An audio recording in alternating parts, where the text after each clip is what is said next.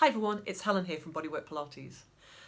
One of the questions I get asked a lot when people start doing Pilates, and it's a sensible question, is how often should I do Pilates?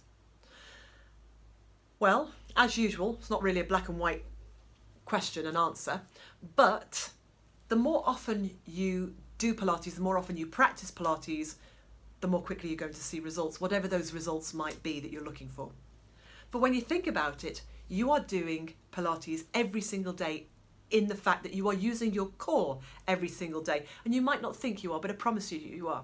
So every time you go to stand up, you're having to use your core. Every time you lift your arm to take something off a high shelf, you're using your core.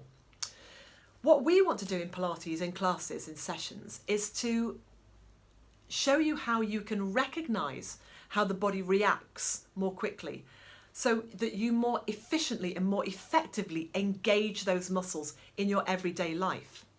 If you can only get into Pilates once a week, then there's nothing wrong with that. If you can only get in once every 10 days, there's nothing wrong with that. If you can get in a couple of times a week though, that's better. But it really does boil down to what you've got going on in your life, sometimes financially, how often can you afford to go? But we want you to be able to take away things from every session so that you can roll your mat out at home for 15 minutes and do 15 minutes of mat work. Or we teach you some balance exercises that will activate your core, or some lifting exercises that will activate your core.